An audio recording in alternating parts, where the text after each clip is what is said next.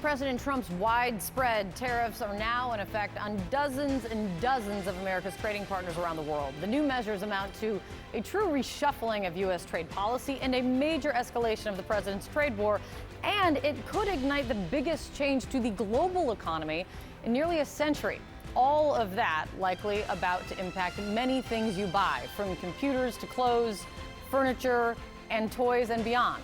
This new round of tariffs kicked in across the globe just after midnight. The president celebrated by posting on social media and posting that billions of dollars in tariffs are now flowing into the United States. So he says, and while it is correct, the new tariffs he's already imposed this year have raised more than $100 billion in tax revenue.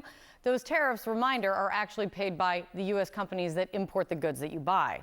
And a number of those companies include huge companies like Procter & Gamble, Walmart, Hasbro. They're warning, and have been, that price hikes are coming for American consumers. CNN's Matt Egan is tracking all of this for us.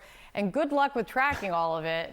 Matt, fill us in, break down what has happened as of midnight. Yeah, Kate, look, we're all living through history right now. These sweeping global tariffs that just kicked in, they represent the biggest change to world trade in nearly a century. They're lifting the U.S. tariff rate to levels that have not been seen since the 1930s during Smoot-Hawley, the infamous tariff hike that made the Great Depression worse. So let me run you through some of the numbers here in this new tariff regime. Talking about a 10% minimum tariff now on nations that the U.S. has a trade surplus with. So 10%, that is the new zero. Can't go lower than that. 15% is the new minimum on countries that the U.S. has a deficit with. Could go higher, but that's the minimum. Now we're talking about 24 countries that have higher tariffs than 15%. Some of them much higher. South Africa, 30%, 35% on Iraq. Look at this, 39% on Switzerland. That was a big surprise the other day when that came out.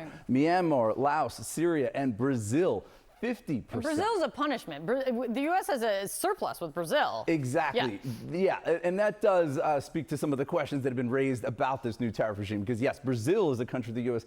actually exports more stuff to than we buy from. Now, also not on this list, but India. Just yesterday, the president threatened an additional 25% penalty on India because they're buying oil and gas from Russia. So if that kicks in later this month, that would lift the tariff rate on India, a major trading partner, to 50%. So what gets more expensive because of these tariffs? Well, analysts say there's a number of items that we import, including computers that are very much exposed to these tariffs. Clothing, that's another one. A lot of clothing obviously comes from Asia. The Yale Budget Lab estimates that these tariffs could increase the cost of clothing by 38% in the short run. Watches, that's something that we get from Switzerland and other nations. Shoes, a lot of shoes are imported.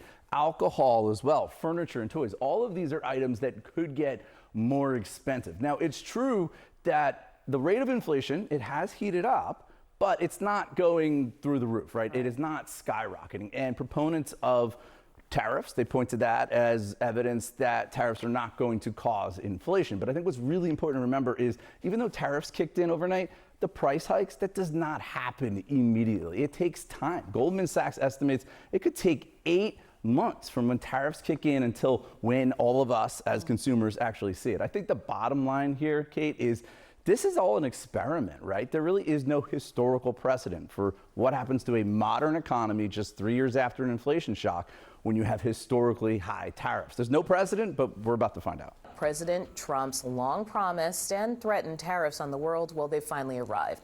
Effective at midnight, the administration's so-called reciprocal tariffs snapped into effect.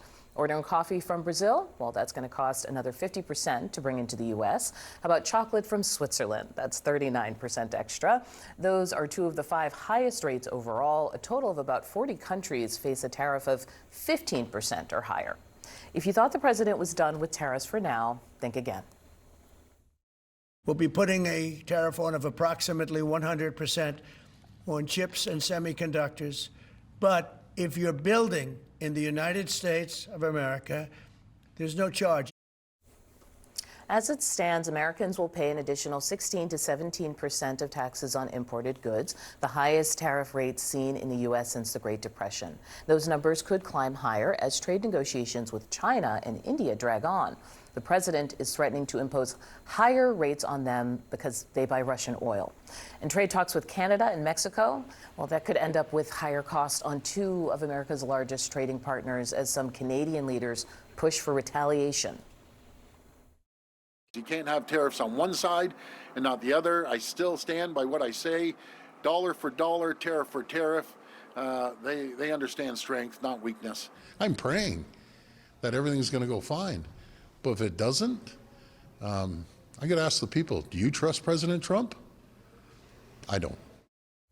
Joining me now in the group chat, Aaron Blake, CNN senior political reporter, Daniel Coe, former deputy and special assistant to President Biden, and Kristen Soltis Anderson, CNN political commentator and Republican strategist and pollster. Kristen, I'm sorry, I have to come to you as a pollster and as someone who's looking at this. You just heard someone say, do you trust President Trump on this? I don't. What are you kind of getting a sense from in terms of public response at this point, or even base response?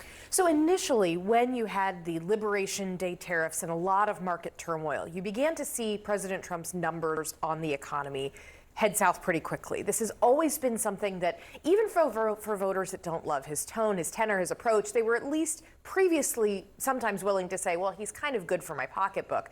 As of April, that really began to change. But for some of his base, they still held out hope over the summer. Look, this isn't going to be about big tariffs getting imposed. This will be about negotiation. We'll wind up in a good place where we're getting what we want. Right. And so arguably, I think it would be nice if countries like India and China were using less Russian oil for other geopolitical reasons. But how much will the American consumer be willing to bear? I think as we get close to the end of the summer, we're getting a real true test of those limits. Yeah, there's no question this has been a political liability. The tariffs seem to be something that very few Americans have been asking for. If you ask them in polls, like, do you like the tariffs? It's like 35%. But if you ask them, like, should we be doing this? Is this a priority for you? It's much lower than that. Republicans are kind of on board because it's Trump. But he has a long leash because of that. If you look at the Republicans and their views of this, they also trust the strategy behind this. Overwhelmingly, they think this is going to be a good thing long term. I feel like you've also written about it as leverage, that fundamentally it has been effective in a thing that Trump enjoys, which is like making people come to him to negotiate. Yes, and Trump loves that. That's what he's all about. And I think it has been effective to some degree. We've seen announcements of certain trade deals that are pretty low on details, haven't exactly panned out the way that Trump has presented them necessarily. But it does give him some leverage on other countries. He's good at using that leverage. The question now is, can he extend that leverage to all these countries all at once, or does this create more economic pains that maybe causes those countries to say, I'm going to wait this out and see if he backs off of this eventually. Right, and then the rest of us have to figure out if we want to wait it out, right, over time. I just want to raise the consumer price index for June, expose kind of what's going on with tariffs. Prices for appliances up 1.9%, computers 1.4%, sporting goods up. And also, I think toys rose for a second month in a row.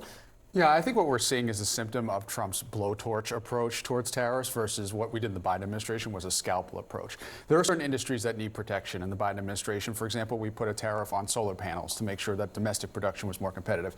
But what happens when you have to the point of leverage, if your leverage isn't working, i.e. the indicators of the economy are showing that it's slowing, and you actually need these partners geopolitically, that becomes more of a problem for you. And instead of taking ownership right now, I think you're seeing the president lash out, right? He's blaming the BLS commissioner, saying the jobs report was faked. He's threatening to fire Jerome Powell. He's making up, new potential threats to India. And when you don't have the backup of, listen, I got the job growth, so I'm coming without you or not, you basically become naked, and that's what we're seeing right now. But if you look at a chart of tariff revenues, right, like, the Biden administration wasn't bringing in $30 billion, from other countries. Like, can't he turn and say there is an actual benefit? I guess it depends on what your benchmark for success is. Well, and I think it also, let's talk about the semiconductors of it all, right? Because that's the new piece of this. So you talked about wanting to protect American solar panel production. I mean, there is an argument to be made that it is not good that we are so dependent on Taiwan is really the place where we get all of our semiconductors. And it would be wonderful if in the U.S.